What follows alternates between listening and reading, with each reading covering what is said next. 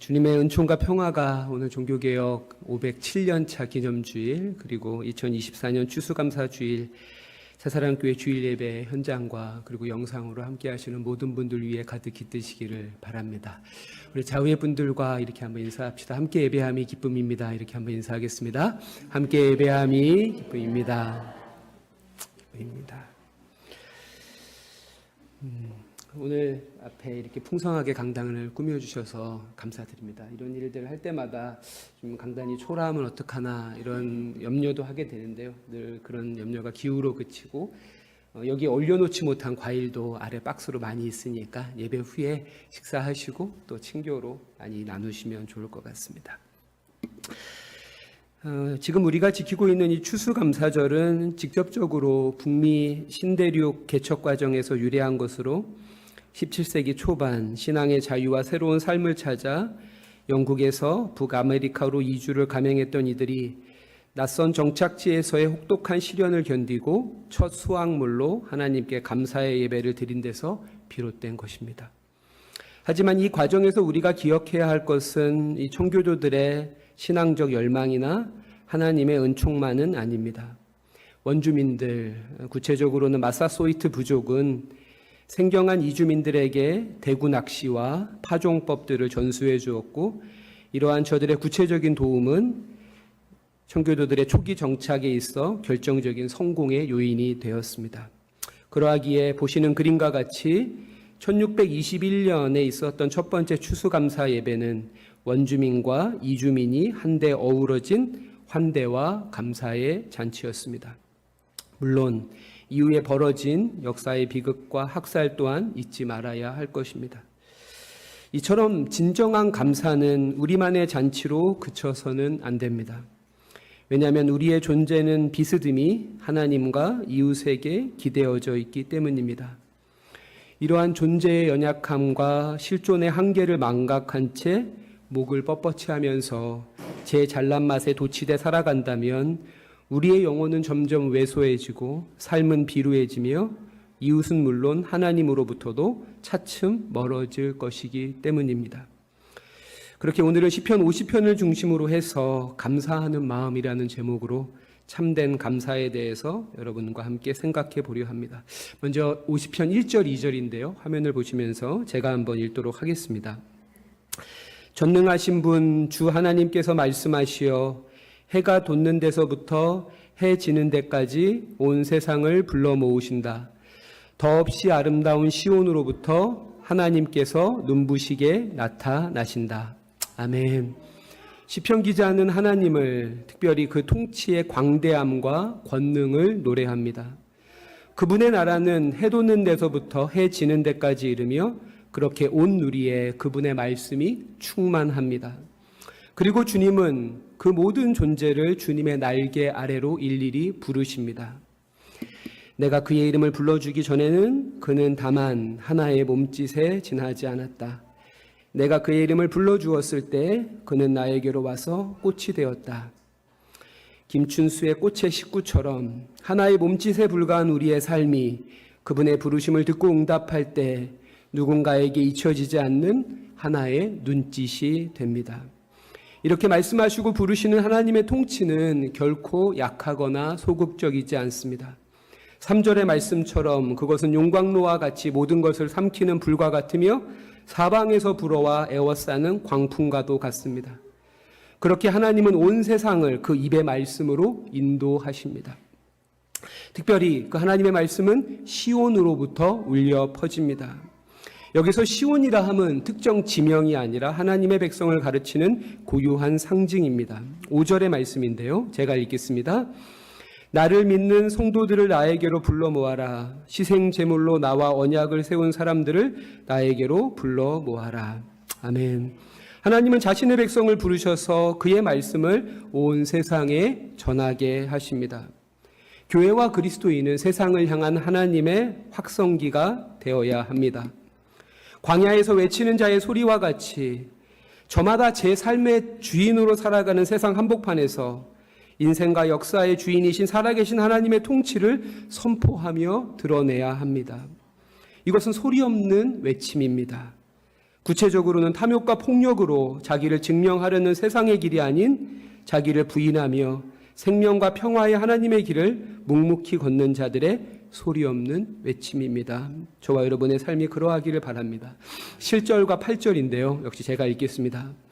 내 백성아 들어라. 내가 말한다. 이스라엘아 내가 너희에게 경고하겠다. 나는 하나님 너희의 하나님이다. 나는 너희가 바친 제물을 두고 너희를 탓하지는 않는다. 너희는 한 번도 거르지 않고 나에게 늘 번제를 바쳤다. 7절부터는 하나님께서 그분의 백성 이스라엘에게 하시는 말씀이 이어집니다. 8절의 말씀과 같이 하나님께서 이스라엘에게 원하시는 것은, 하나님께서 우리에게 원하시는 것은 제사와 제물이 아닙니다. 살림의 짐승들과 뭇산의 가축이 다 하나님의 것이며 산의 모든 새와 들의 짐승까지 세계와 거기에 충만한 것이 다 하나님의 것일진데, 게다가 하나님은 외모를 취하시지 않으시고 중심을 보시기에 어찌 숫소의 고기와 염소의 피를 탐하시겠습니까? 그렇다면 하나님께서 진정 원하시는 것은 무엇일까요? 우리 14, 15절인데요. 앞서 읽었지만 우리 다시 한번 같이 읽도록 하겠습니다. 시작. 감사로 하나님께 제사를 드리며 지존하신 이에게 내 서원을 갚으며 환난 날에 나를 부르라. 내가 너를 건지리니 내가 나를 영화롭게 하리로다. 아멘. 14절의 말씀처럼 하나님께서 원하시는 것은 감사하는 마음입니다. 왜 하나님께서는 감사의 마음을 제사나 제물보다 더 원하시는 것일까요? 시편 50편에서 반복되는 히브리어가 아칼이라고 하는 단어입니다. 3절과 13절에 연거푸 등장하는데요. 제가 한번 읽어보겠습니다. 우리 하나님이 오사 잠잠하지 아니하시니 그 앞에는 삼키는 불이 있고 그 사방에는 광풍이 불리로다. 13절입니다. 내가 숫소의 고기를 먹으며 염소의 피를 마시겠느냐. 3절에 삼키다와 13절에 먹으며가 모두 아칼이라고 하는 히브리어입니다. 즉 이 단어는 갈망을 뜻합니다. 무엇이 하나님의 갈망입니까? 서로 비교하며 시기하는 우리들처럼 더 큰 집, 더 좋은 차, 높은 수익률과 최신의 명품, 좋은 학교와 학위들이 아니겠죠. 하나님의 기대와 갈망, 그것은 바로 우리들 한 사람 한 사람입니다. 바로 이것이 하나님께서 온 세상을 창조하시고 구원하시는 가장 큰 이유이며 목적입니다. 하나님은 자신의 신적인 권능을 과시하기 위해서 온 우주와 그 안에 무생명을 창조하신 것이 아닙니다. 하나님은 오롯이 사랑의 대상으로 자신을 내어주기 위해서 우리를 지으셨습니다. 그러하기에 창세기 1장 1절에 태초에 하나님이 천지를 창조하시리라 라는 이 말씀은 사랑의 말씀입니다. 정희성이라고 하는 국어 선생님이자 또 시인인 분의 한 시의 한 대목입니다. 한 처음 말이 있었네. 채 눈뜨지 못한 솜털 돋은 생명을 가슴 속에서 불러내네. 사랑해. 이처럼 태초에 생명을 이끌어냈던 사랑의 말씀은 그리스도의 입술을 통해 그리고 성령 안에서 지금도 계속해서 생명을 탄생시키고 또 그 생명을 성숙해 하고 있습니다. 사랑하는 성도 여러분, 저와 여러분의 우리들의 아칼은 무엇입니까?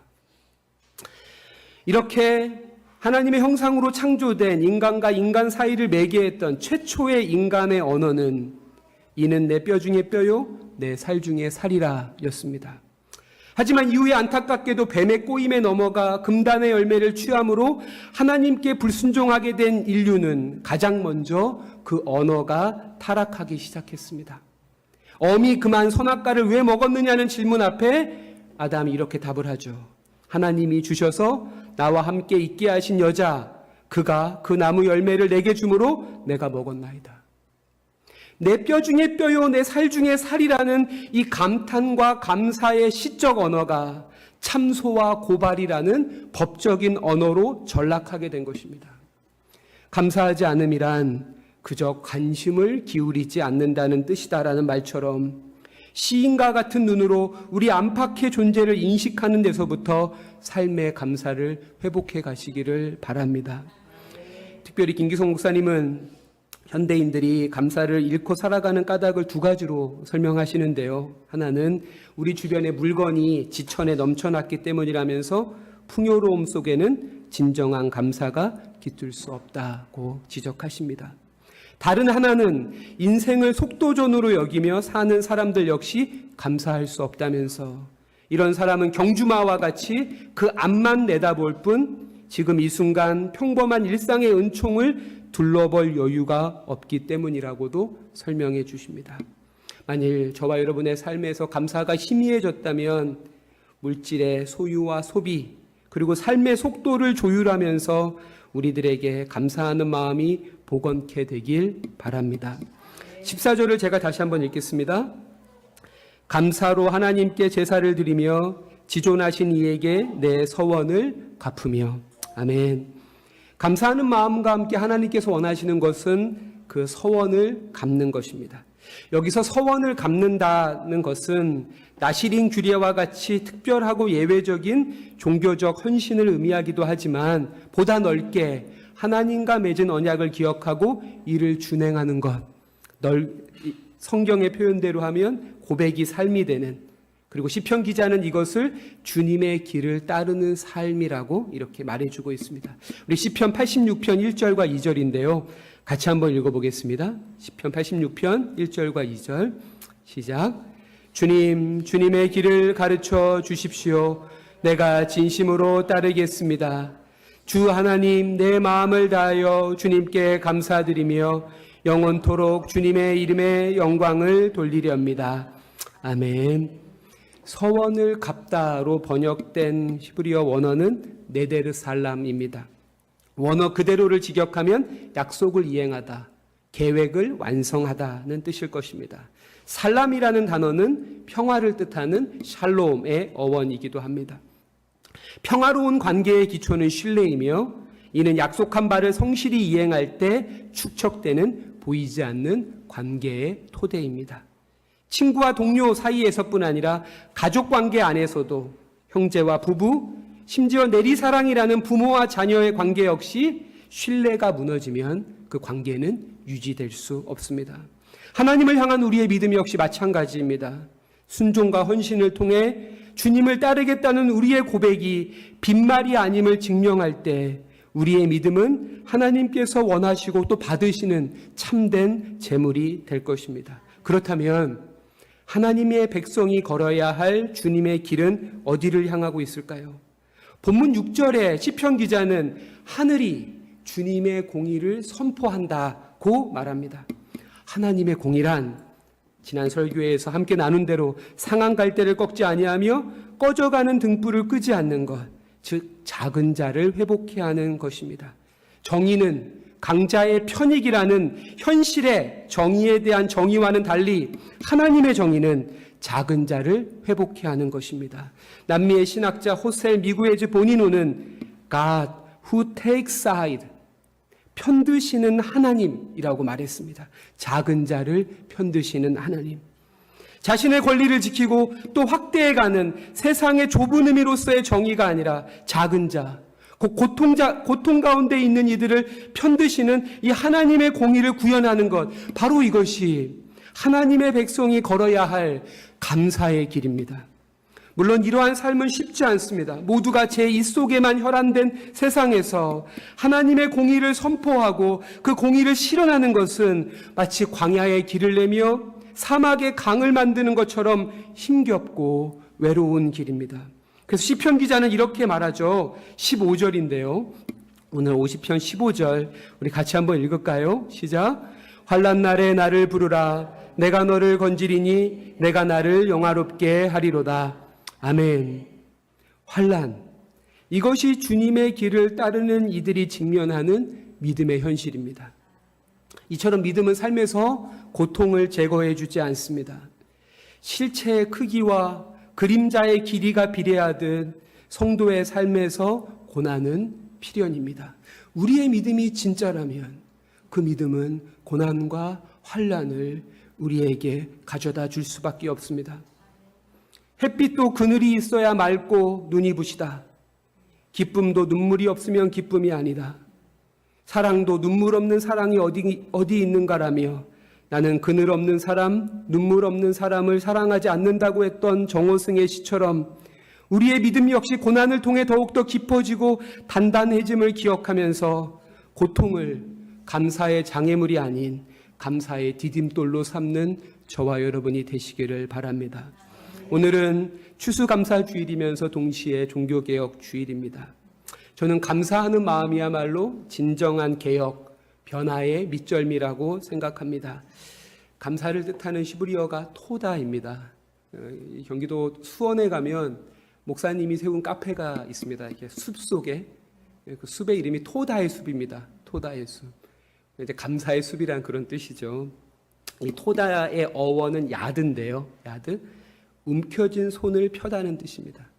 히브리어로는 손을 뜻하는 단어가 두 개가 있습니다. 야드와 카프가 있는데요. 이 카프는 움켜져서 오목하게 된 손이죠. 오목하게. 다른 사람을 때리는 손입니다. 그리고 내 욕심을 채우기 위해서 내가 가진 것을 놓지 않는 움켜진 손이죠. 감사는 이 움켜진 카프의 손을 야드로 만드는 것입니다. 누군가를 때리는 손이 아니라 어루만지는 손이고, 내가 가진 것을 나누는 손이고, 누군가를 포옹하고 누군가를 안아주고 누군가를 치유하는 손입니다. 우리의 움켜진 손을 펴서 환대와 포용, 화해와 나눔을 실천해가며 그렇게 자신을 새롭게 하고 교회를 개혁해가며 세상을 변화시키는 저와 여러분이 되시길 주님의 이름으로 축복합니다. 자비로우신 아버지 하나님, 참 아름다운 계절 온 성도와 함께 드리는 감사의 예배를 받아주소서. 우리로 평범한 일상의 은총에 눈뜨게 하시고 시인의 언어를 회복케 하시며 소비와 삶의 속도를 조율함으로 우리의 감사가 더욱 온전해지게 하소서. 하지만 주님, 감사의 예배를 드리는 이 순간에도 삶의 아픔과 어려움으로 한숨 짓고 눈물 짓는 이웃들이 참 많습니다. 우리의 움켜진 손을 펴고 저들을 향해 뻗게 하소서. 특별히 국가와 사회의 무관심 속에 이주기를 맞는 이태원 참사 유가족들을 기억하시며 이 즈음에라도 저들의 외침에 귀 기울이게 하소서. 화염의 공포 속에 살아가는 레바논 베이루트와 팔레스타인 가자, 이란 테헤란의 이웃들을 또한 기억하시며 이 전쟁이 속히 종식되어 무너진 그 땅에도 평화와 감사의 노래가 울려 퍼지게 하소서. 생명과 평화의 주님이신 예수님의 이름으로 기도드립니다. 아멘. 아멘.